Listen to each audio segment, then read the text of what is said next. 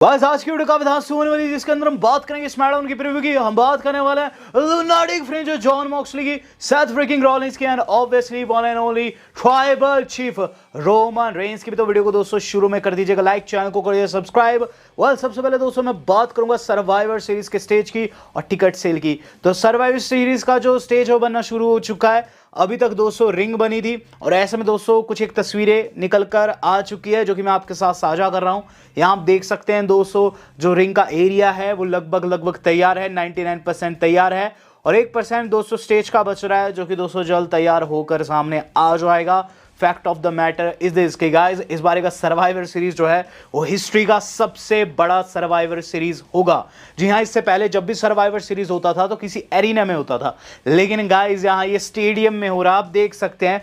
और यहाँ 200 ticket cell में आपके सामने रखने वाला हूँ। दरअसल दोस्तों एक क्रेजी स्टैट निकला है। दरअसल दोस्तों सर्वाइवर सीरीज जो सैंडियागो में होने वाला है दोस्तों उसमें 41,000 से ज्यादा टिकट जो है वो बिक चुका है, जिसमें से दोस्तों 6,000 टिकट बीते 4 दिन में बिका है। इसका मतलब क्या है? इसका मतलब यह है कि ब्रॉक लेसनर ड्रॉ है। इसका मतलब यह है कि रोमन रेंस ड्रॉ है। दोनों के कंफर्म होते सार दोस्तों टिकटों की जो बढ़ोतरी है बिकने की वो बढ़ चुकी है। एंड गाइस आपको ये भी बताना चाहूंगा कि गाइस 2023 में 13,000 लोग अवेलेबल थे, 2024 में 16,000 देखने आए थे सर्वाइवर सीरीज को, लेकिन 2025 में 40,000 से ज्यादा होंगे। तो आप समझ पा रहे हैं दोस्तों इस बारे का सर्वाइवर सीरीज जो है वाकई में वॉर गेम्स के लेवल का होने वाला है एंड काफी क्रेजी होने वाला है, क्योंकि हम फिर से देखेंगे Roman Reigns and Brock Lesnar को आमने सामने। और इसीलिए दोस्तों इतनी ज्यादा हाइप है।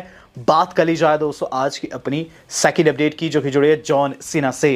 तो 17 time world one champion John Cena जो है किसके खिलाफ सबसे ज्यादा स्ट्रगल करते हैं और कौन उनका बेस्ट राइवल रहा है, ये सवाल हमेशा से था। तो आज इसके ऊपर जवाब आ चुका है। ब्लीचर रिपोर्ट ने दोस्तों एक लिस्ट जारी की है जिसके अंदर दोस्तों उन्होंने कंफर्म कर दिया है कि जॉन सीना का सबसे बड़ा राइवल जो है वो कोई और नहीं बल्कि CM पंक है। मुझे याद आता है कि आज से कई साल पहले जब जॉन सीना अपने टॉप पर थे, अपने पीक पर थे, उस समय CM पंक के नाम का नारा जो है स्ट्रांग होने लगता है। और उसके बाद दोस्तों एक समय ऐसा भी आता है कि हर कोई CM पंक का फैन था।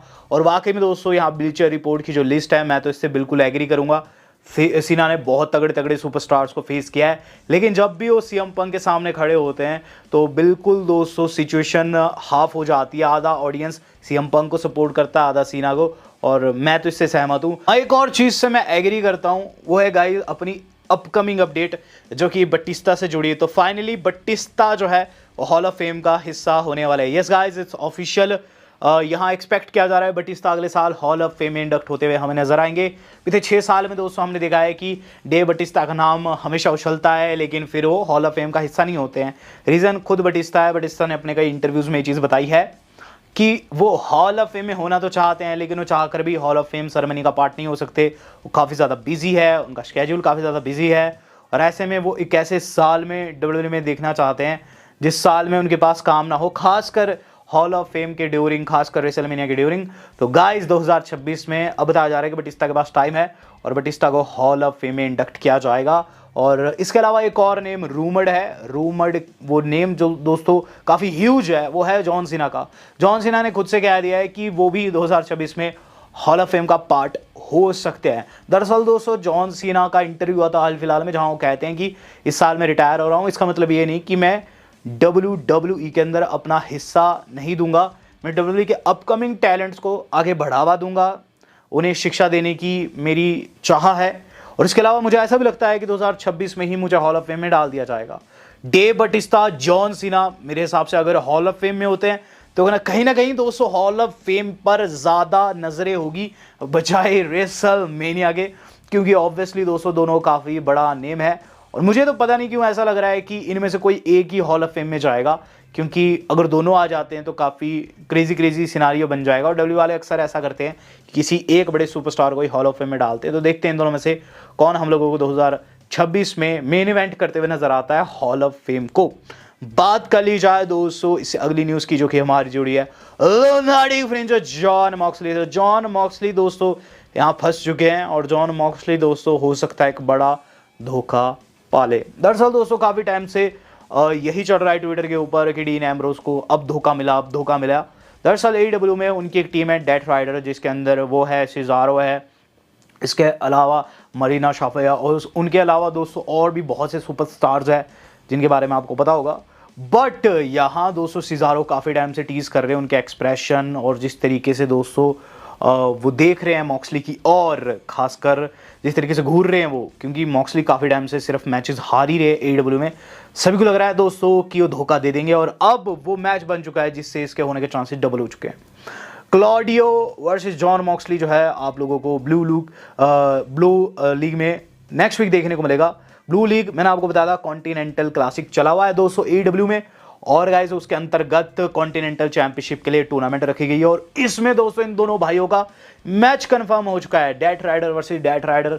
आप समझ पा रहे हैं मैं क्या कह रहा हूं? मैं कह रहा हूं कि यहाँ दोस्तों पूरा चांस रहेगा क्लॉडियो के पास, सिजारो के पास कि तख्ता पलट कर दे जॉन मॉक्सली का, और इसके होने के चांसेस काफ़ी ज़्यादा है। अब देखते हैं दोस्तों क्या ये भाई बने रहते हैं और भाइयों के तौर पर लड़ते हुए नज़र आते हैं, या फिर दोस्तों कुछ ऊंच नीच होती है, क्योंकि मॉक्सली काफ़ी ब्रूटल फाइट्स देते हैं और क्लॉडियो भी कुछ कम नहीं है। तो काफ़ी मज़ा आएगा दोस्तों इनके मैच को देखने में, और चांसेस हाई है दोस्तों, क्या पता डीन एम्ब्रोस को धोखा ही मिल जाए। अब इसी बीच दोस्तों एक क्रेजी अपडेट निकल कर सामने आ रही है। दरअसल दोस्तों बुकर टी जो है स्टेम सेल थेरेपी करवाने वाले। Yes guys, Booker T is getting stem cell therapy and also hair plant. दरअसल बुकर टी जो थेरेपी ये करवा रहे हैं ना, यही थेरेपी अभी से कुछ समय पहले रे मिस्टीरियो ने करवाई थी, और इसके फायदे लेकर दोस्तों अभी रे मिस्टीरियो जो है हम लोगों को उस तरीके से मूव करते हुए नजर आ रहे हैं जैसे कि दोस्तों अपने 30s में वो मूव करते थे।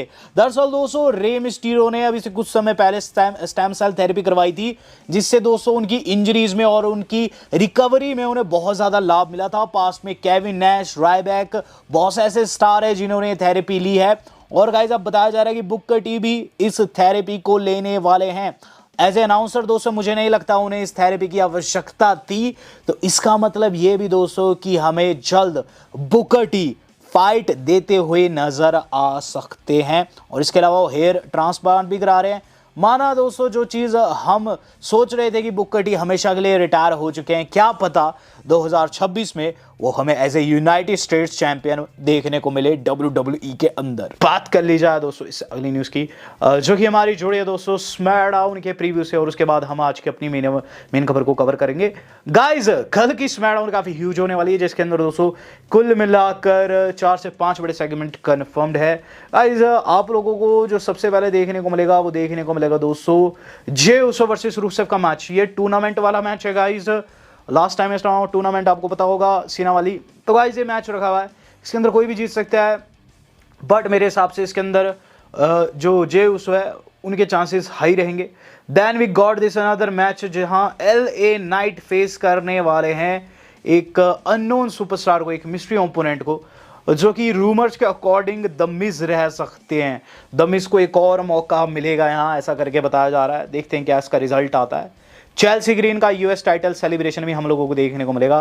काफ़ी टाइम से दोस्तों चेल्सी कह रही है कि वो सेलिब्रेशन रखेगी, और ये हर हफ्ते चेंज होता जा रहा है, और इस हफ्ते फाइनली देखने को मिलेगा। सर्वाइवर सीरीज एलिमिनेशन मैच हम लोगों को देखने को मिलेगा, जिसे हम ट्रेडिशनल सर्वाइवर सीरीज मैच कहते हैं। Sami Zayn, Rey Fenix, motor city machine gun and Nakamura face करेंगे द MFT को। तो इसमें देखेंगे कौन सी टीम विजय रहती है, और गाइस ये काफी तगड़ा मैच है, इसे मेन इवेंट में भी रखा जा सकता है। इसके अलावा Asuka versus Charlotte Flair war games का मैच हम लोगों को देखने को मिलेगा। प्लस दोस्तों देखेंगे कोडी रोड्स की टीम का क्या हशर होता है। कोडी रोड्स की टीम ने लास्ट वीक और खासकर इस बीती रॉ में काफी गंदे तरीके से दोस्तों ब्रॉक लेसनर को ट्रोल किया है। हो सकता है दोस्तों आप लोगों को कल तगड़ी ब्रॉल देखने को मिल जाए दोस्तों team Brock Lesnar and team Roman Reigns के बीच में।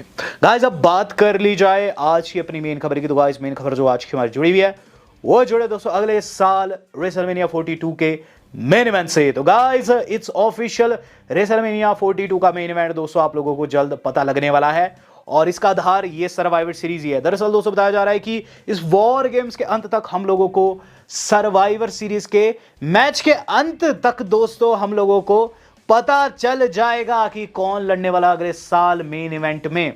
दरअसल डे मेल्जर की रिपोर्ट है, बताया जा रहा है कि ये जो वॉर गेम्स है बहुत ज़्यादा इंपॉर्टेंट है और उसका जो मेन इवेंट रहेगा उसके अंदर आपको बहुत सारे टीजीज देखने को मिलेंगे अगले साल के रेसलमेनिया मेन इवेंट के। लास्ट टाइम भी ऐसा हुआ था जहां हमें पता चल गया था कुछ ना कुछ कुक होने वाला है पंक एंड रोमन के बीच में, बट इस बारी दोस्तों इक्वेशन कुछ ऐसी है कि कोई भी नहीं कह सकता है मैच कौन सा होने वाला है, क्योंकि दोस्तों आप देखेंगे रोमन ब्रॉक का भी मैच हो सकता है, पंक रोमन का भी मैच हो सकता है और कोडी रोमन का पार्ट 3 भी हो सकता है। तो पॉसिबिलिटीज बहुत सारी है, लेकिन गाइस आपको ये चीज साफ साफ देखने को मिलेगी वॉर गेम्स में, यानी कि वॉर गेम्स में कुछ बड़ा टीज ड्रॉप किया जाने वाला है इनके मैच के ड्यूरिंग, जिससे आपको पता चल जाएगा कौन सा मैच होने वाला है। डे मेल्जर के अकॉर्डिंग पंक वर्सेस रोमन के चांस बहुत ज्यादा है, बट यहां दोस्तों एक ट्विस्ट आ सकता है और वो रोड टू रेसलमेनिया देखने को मिल सकता है।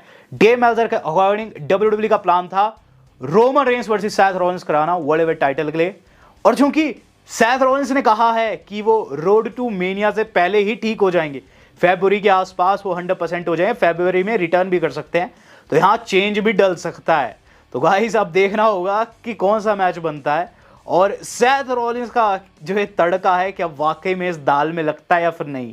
हालांकि मैं तो चाहता हूं कि सेथ रॉलिंस लौटे और सेथ वर्सेस रोमन ही बने, लेकिन आपका क्या कहना है इसके ऊपर, do let me know. Video मेरी आज की इतनी थी, आज तक के लिए इतना ही, धन्यवाद, शब्बा खैर।